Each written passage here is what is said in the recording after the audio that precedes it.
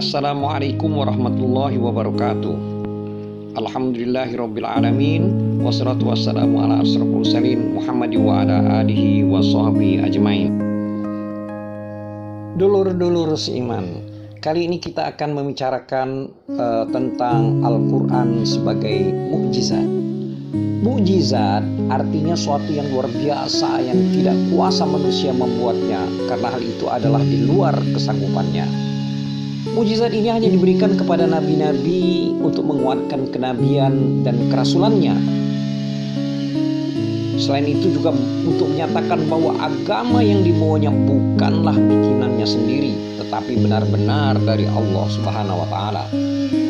Kepada nabi-nabi sebelum Nabi Muhammad SAW telah diberikan mukjizat yang bermacam-macam, seperti tongkat yang diberikan kepada Nabi Musa alaihissalam yang dapat menelan semua ular yang didatangkan tukang-tukang sihir Fir'aun kala itu, atau dapat membelah laut sehingga Nabi Musa alaihissalam dan kaumnya dapat menyelamatkan diri dari kejaran tentara Fir'aun dengan memberangi laut yang telah terbelah dua itu. Akhirnya Fir'aun bersama tentaranya tenggelam di lautan. Hal ini dicantumkan dalam surat yang ke-26, yaitu surat Asy-Syu'ara ayat 45, yang artinya kemudian Musa menjatuhkan tongkatnya, maka tiba-tiba ia menelan benda-benda palsu yang mereka ada-adakan itu. Lalu kami wahyukan kepada Musa, pukulkanlah tongkatmu itu ke laut, pukullah laut dengan tongkatmu. Kemudian Musa menjatuhkan tongkatnya, maka tiba-tiba ia menelan benda-benda palsu yang mereka ada-adakan itu. Lalu kamu wahyukan kepada Musa, pukullah laut dengan tongkatmu, maka terbelahlah lautan itu, dan tiap-tiap belahan adalah seperti gunung yang besar, dan di sanalah kami dekatkan golongan yang lain. Dan kami selamatkan Musa beserta orang-orang yang bersama dengan dia semuanya. Kemudian kami tenggelamkanlah golongan-golongan yang lain itu.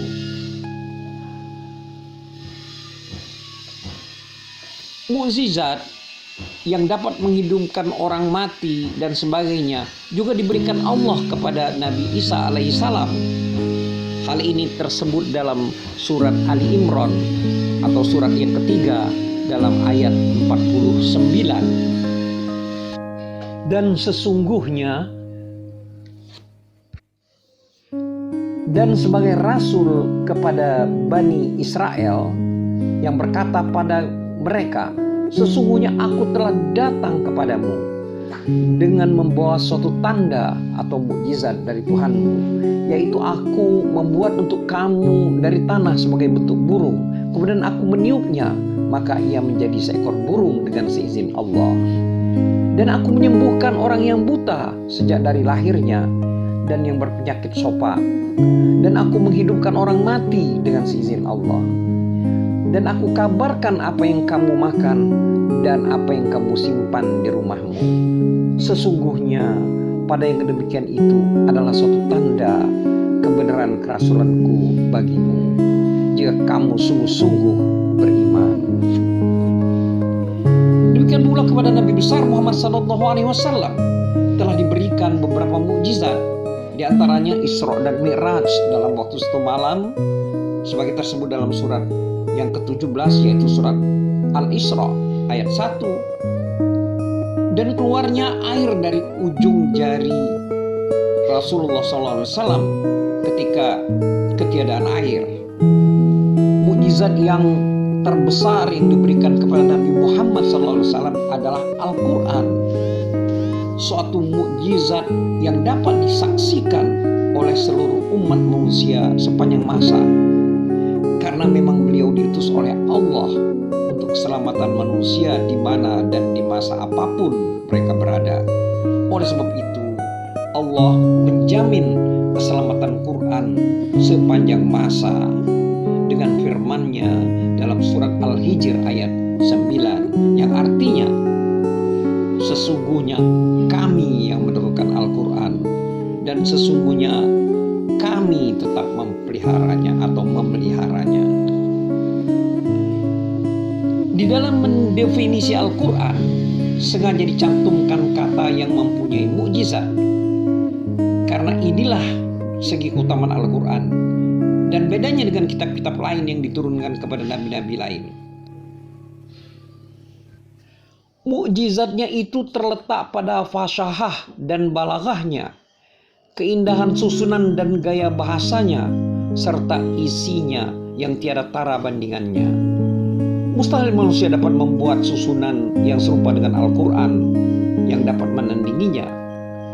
Di dalam Al-Quran sendiri terdapat ayat-ayat yang menantang setiap orang dan mengatakan, kendati pun berkumpul jin dan manusia untuk membuat yang serupa dengan Al-Quran, mereka tidak akan dapat membuatnya.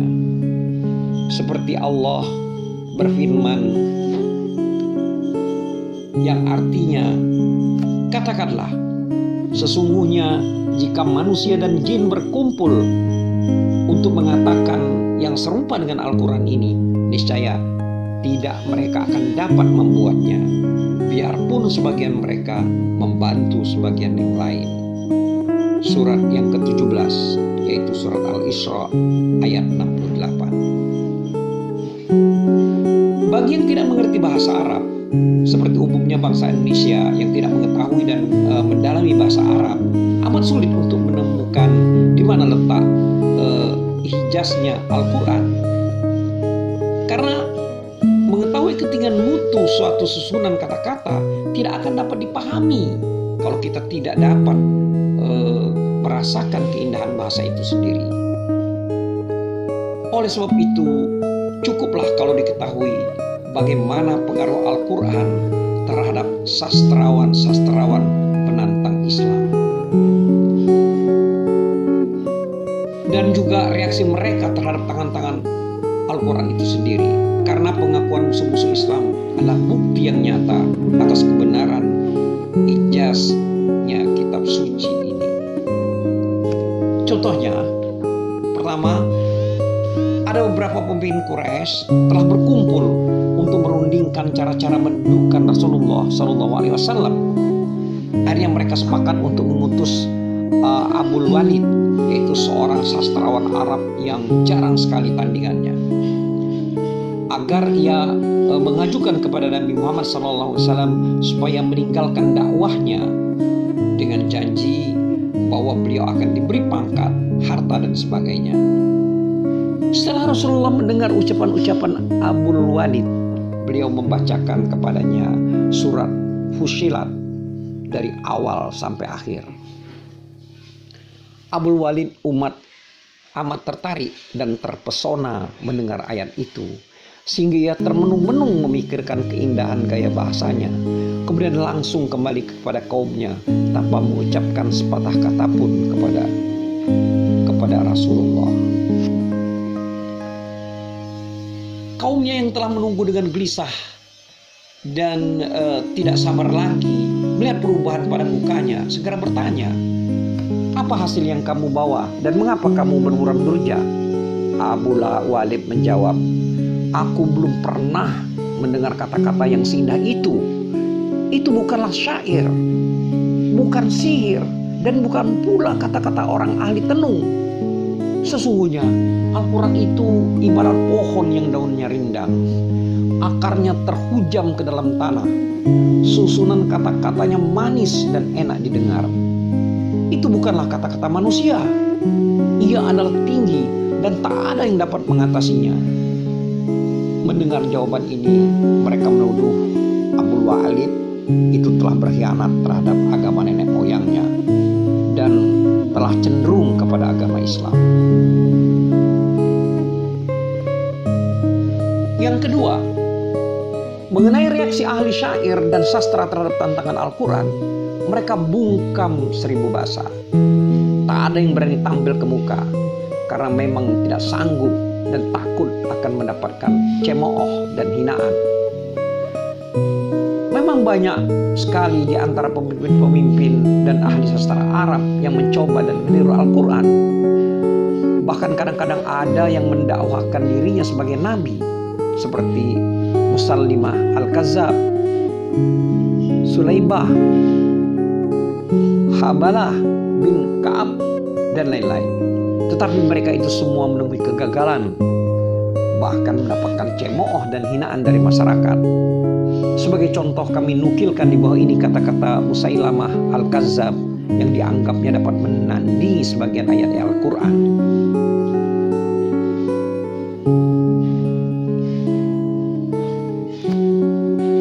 Yang artinya, hai kata, anak dari dua kata, bersihkanlah apa-apa yang akan engkau bersihkan. Bagian atas engkau di air dan bagian bawah engkau di tanah. Seorang sastrawan Arab yang termasyhur, yaitu Al-Jahiz, telah memberikan penilaiannya atas gubahan Musailamah ini dalam bukunya yang bernama Al-Hayawan sebagai berikut. Saya tidak mengerti apakah gerangan yang menggerakkan jiwa Musailamah menyebut kata, kodok, dan sebagainya itu. Alangkah kotornya gubahan yang dikatakannya sebagai ayat Al-Quran itu, yang turun kepadanya sebagai wahyu. Syekh Muhammad Abduh dalam kitabnya Risalatut Tauhid menerangkan bagaimana tingginya dan kemajuan bahasa di masa turunnya Al-Quran. Di samping itu, Al-Quran ditinjau dari segi bahasanya adalah suatu mukjizat yang besar. Maka jika ditinjau dari segi isinya pun ia mengandung mukjizat pula. Bela kita sebutkan beberapa contoh, antara lain di dalam Al-Quran terdapat berita-berita dan janji-janji mengenai masa yang akan datang. Kejadian-kejadian yang akan terjadi di masa depan adalah di luar kekuasaan manusia untuk mengetahuinya. Memang ada ramalan-ramalan tukang tenung mengenai masa depan, tetapi itu hanyalah ramalan yang tiada dapat dijamin kebenarannya. Tetapi semua berita-berita dan janji-janji yang terdapat dalam Al-Quran adalah benar dan telah menjadi kenyataan. Seperti kerap kali kaum muslimin Mekah sebelum hijrah menantang kaum muslimin dan mengatakan, bangsa Rum yang mempunyai kitab Injil telah dikalahkan oleh orang Persia. Waktu itu penganut agama Majusi orang Persia ini. Maka kami pasti akan mengalahkan kamu karena kamu adalah ahli kitab pula. Kemudian turunlah surat Ar-Rum ayat 2-3 yang artinya telah dikalahkan kerajaan Rum di negeri yang terdekat, dan mereka sesudah itu akan menang lagi dalam beberapa tahun. Memang kerajaan Rum di waktu turunnya ayat ini dalam keadaan sangat lemah dan tidak mungkin akan bangun lagi. Tetapi apa yang diberitakan Al-Quran telah menjadi kenyataan dalam beberapa tahun kemudian.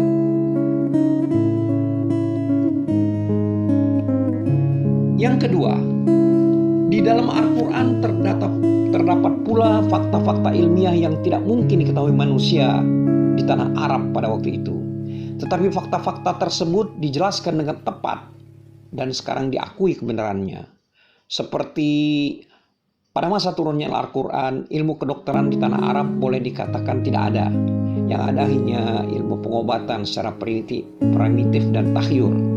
Namun demikian, Al-Quran menerangkan dalam surat yang ke-23, yaitu surat Al-Mu'minun ayat 12, 13, dan 14. Yang artinya, dan sesungguhnya kami telah menciptakan manusia dari suatu saripati yang berasal dari tanah. Kemudian kami jadikan saripati itu air mani yang disimpan di dalam tempat yang kokoh. Kemudian air mani itu kami jadikan segumpal darah. Lalu segumpal darah itu kami jadikan segumpal daging. Dan segumpal daging itu kami jadikan tulang belulang.